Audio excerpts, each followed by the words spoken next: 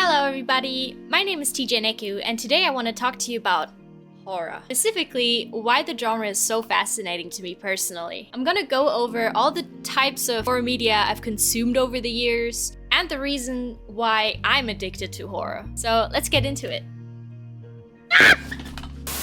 Ever since I was a little kid, the horror genre has had a tight grip on me. It all started with the movie E.T., the Extraterrestrial, which I first watched when I was around 4 years old. Now, that isn't exactly a horror movie, but there was a particular scene that disturbs me to this day.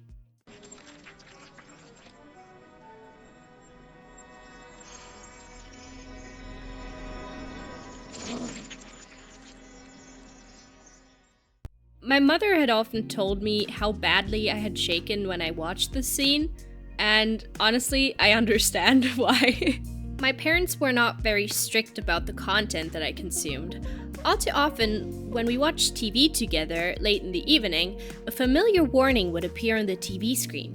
Die nachfolgende Sendung ist für Zuschauer unter 16 Jahren nicht geeignet. Which means something along the lines of, if you're a kid, turn off the TV right now. And my parents ignored it. So when a horror movie came on, we watched it. One movie, which had me terrified as a child, was one about two American guys encountering a werewolf in England. Something about it made me really scared of werewolves.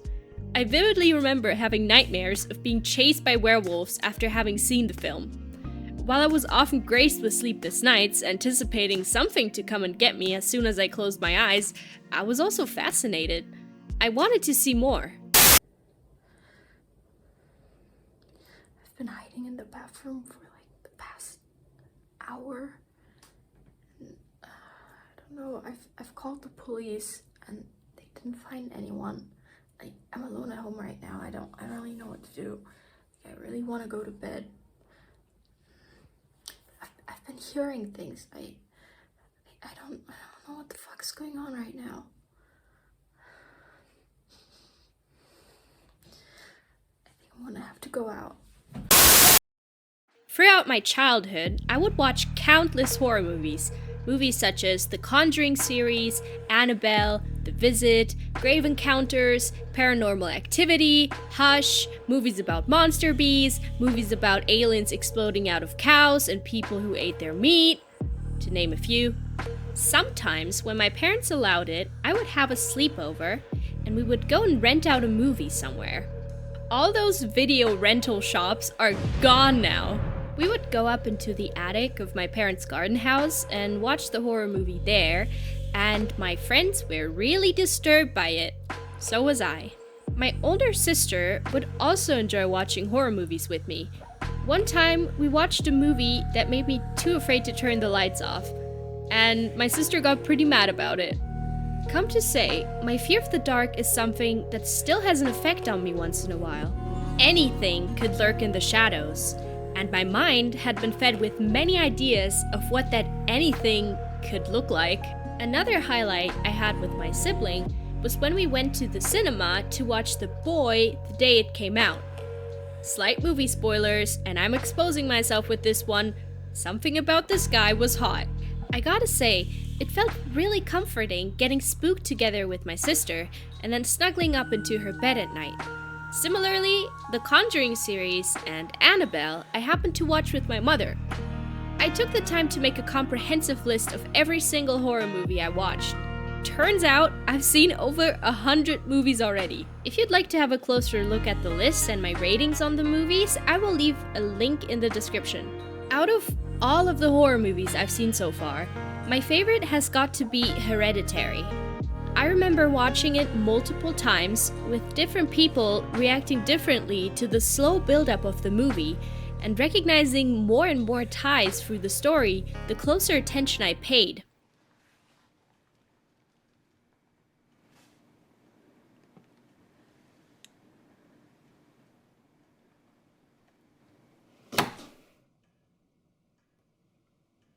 Novum, a YouTuber, created a very comprehensive essay on the movie, which is definitely worth a watch if you have seen the movie and want to understand just how meticulously the plot and horror was planned out from the beginning. Here's a couple of movies that deserve an honorable mention. Having gained mostly unmonitored access to the internet, my sister tried at least, at the ripe age of 10 or 12, I discovered a whole new genre of horror media. I, of course, am talking about creepypasta. I vividly remember listening to German YouTubers read my favorite stories to me. Classics such as the Russian sleep experiment, Jeff the Killer, creepypasta about video games like Animal Crossing and Pokemon, and The Rake, which honestly haunted me for a while. I mean, look at him. I was also scared of Jeff the Killer, mind you. I watched a couple of those Jeff the Killer spotted in real life videos, and I actually thought he was real. We're gonna be ignoring the fact that I got so invested into some of the common creepypasta characters that I began reading romantic fanfictions about them. Another highly specific genre of content I made contact with as a child was My Little Pony horror. Me having been hugely into My Little Pony as a child, I of course had interest in the various disturbing animations and media that surfaced around the topic. I'm talking about videos like Smile HD, or the various creepypasta surrounding the Rainbow Factory. There's a video explaining just how disturbing and grueling it was to experience MLP horror media as a child. I will also link that in the description. I don't know if that's my cats, but I've been hearing things outside. Like, listen.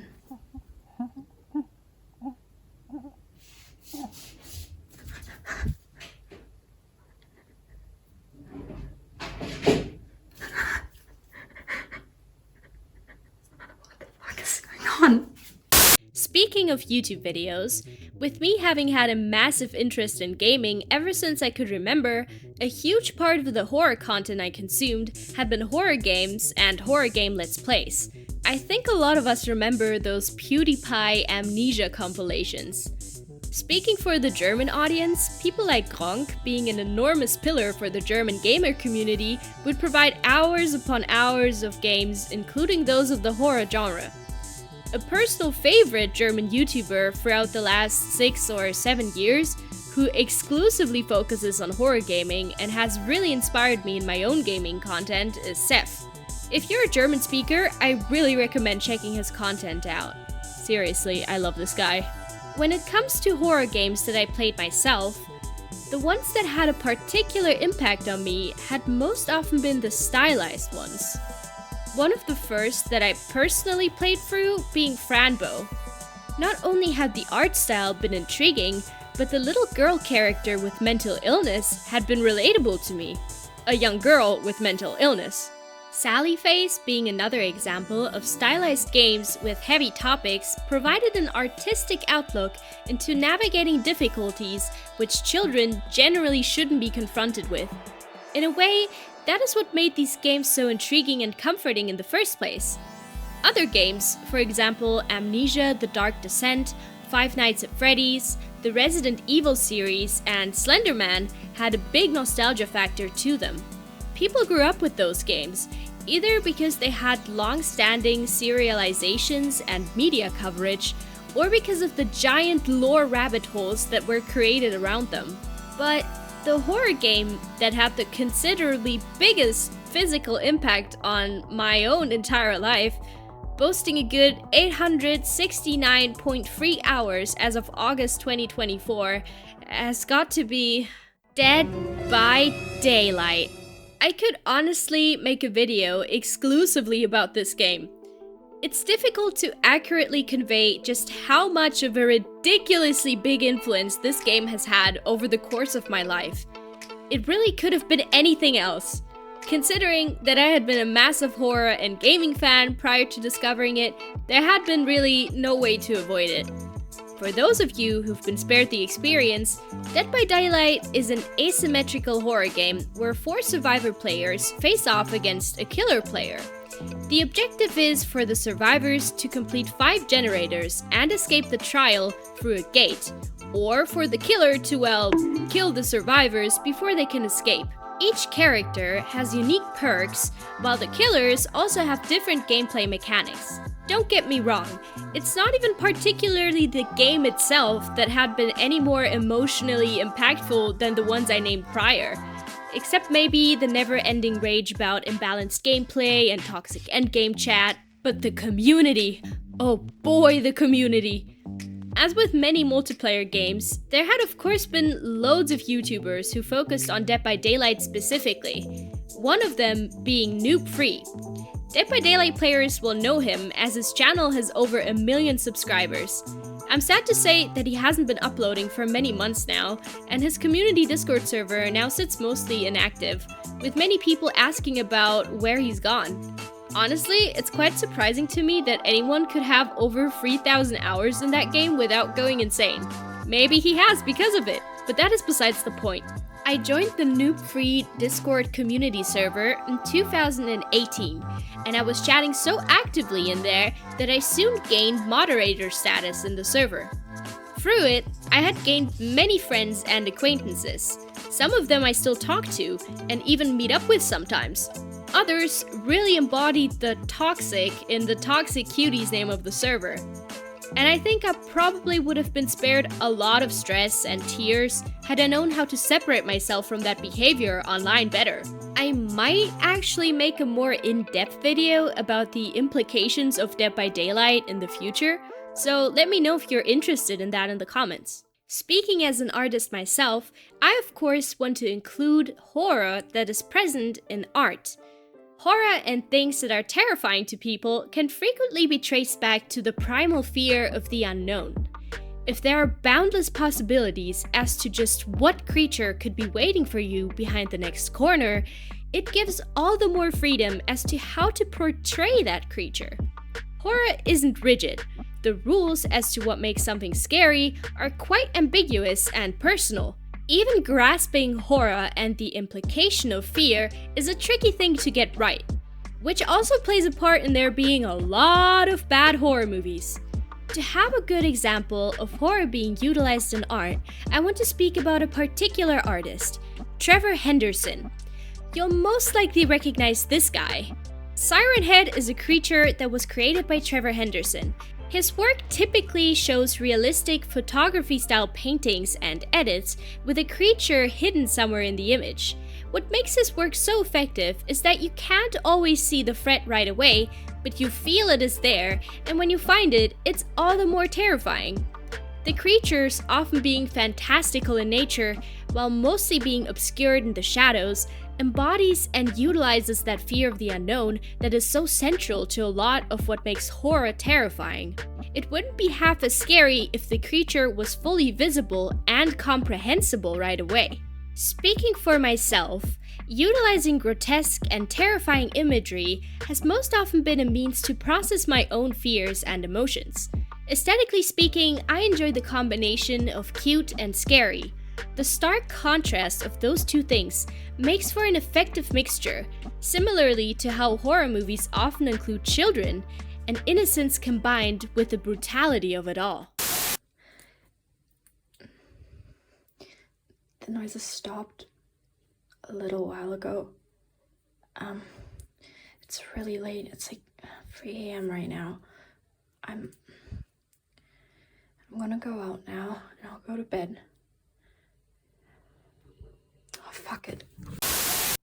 Finally, moving on to literature. Interestingly, books offer quite a unique experience when it comes to horror.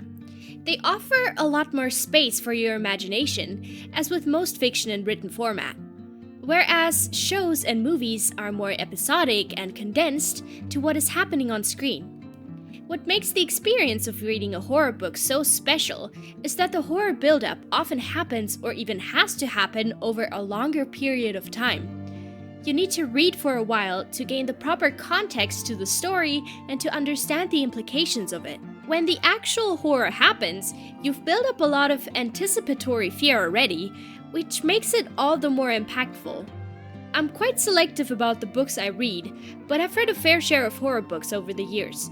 You can't have a section about horror books without mentioning Stephen King, of course, one of the most influential horror writers of the century. While I haven't read the majority of his books, there is still a favorite of mine, being The Girl Who Loved Tom Gordon. Seriously, I've read the book in German, English, and I own it in Russian too. It is about a young girl getting lost in a national park forest, but there is something in the woods with her. Survival horror has got to be one of, if not my favorite genre of horror. I've read the most hard-hitting insights and reflections from characters that face the threat of a devastating death more often than not. The reason I am writing this video actually came from a survival-related book.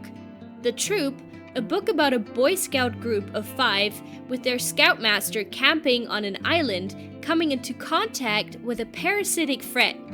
Not only was that book really disgusting, but it also perfectly conveyed how teenage boys might behave while being faced with such a threat. And despite it all, they still took their best shot at surviving, and reading it made me realize why I've always been so drawn to horror in the first place. Before moving on to my personal reason as to why horror is so fascinating, let's first gain an overview as to what makes horror interesting to people in general. Excitement. Effective horror triggers a fight or flight response, which releases hormones such as adrenaline and endorphins. Adrenaline is being released in order to help flee from the perceived threat, and the endorphins help with pain relief and managing the stress of the situation. The excitement the two bring together makes for an addicting experience, similarly to how people might want to go on a roller coaster for a rush of adrenaline. Exploration. Horror provides a safe setting for experiencing and confronting fears. Since the perceived threat is contained within a piece of media, the consumer has a sense of control and agency over engaging with the threat. This helps process real and intense emotions that are associated with the subject portrayed. Furthermore, horror media often delves into taboo topics, which can be difficult to discuss openly. This can be a way of approaching deeper aspects of the human psyche, the ones that are usually repressed and uncomfortable to address. Socialization. Pretty much every culture has its own myths and folklore embedded into their history. It's a long-established concept to be telling scary stories to each other, to warn one another of certain behaviors, and to keep them connected to their tribes. Telling horror stories on the internet is a modern version of just that. Additionally, engaging in fear-inducing content with someone else, like watching a horror movie together, creates a sense of community and shared experience. It makes one feel like they survived something together, and they can rely on each other more. While these three aspects play an important role in horror being such a popular and fascinating genre, I found that my own reasons are a little bit different. I've experienced a lot of anxiety in my life. In fact, I'm quite prone to becoming stressed and panicked about daily life situations, and I've also been through certain traumatic events that would make it logical to be avoiding those fears I've developed again and again. You'd think that someone who deals with so much anxiety already wouldn't want to specifically seek it out over and over, so why is it that the genre of horror is so addicting to someone like me? What I realized quite recently while reading the Troop book mentioned earlier, that the reason horror is so addicting and fascinating is because it gave my existing anxiety something tangible to fear. There had been so much fear and dread bottled up inside of me, with nowhere to go and seemingly no reason to exist in the first place, no direction to turn to, no threat to address and to run away from. I would simply have to sit with a pounding heart and so much stress that it made me go insane at times. But horror, it gave shape to the fear and the feelings that I simply couldn't address on my own. It provided a body for the terror I had experienced invisibly. At times, it would serve as a mirror of my past and an outlet for prolonged suffering. A reason for my panic to exist that I couldn't name before. Even though I never faced the same situations as horror protagonists, I empathized with their fear, because that is quite literally what my body experienced. There was no ghost or monster or alien to be afraid of in my reality, and yet I felt a threat looming over me all the same. In some cases, the philosophy, self-reflection, and the fighting spirit of the characters in those stories helped me feel strong. It motivated me to face my fears the same way, to not succumb to my own insanities. I learned quite a lot about surviving, and it made me feel prepared.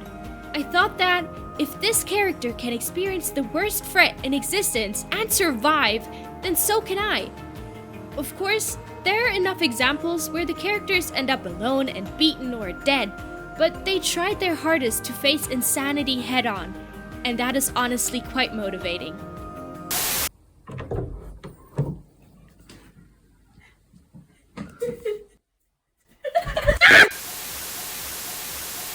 Happy Halloween, everybody!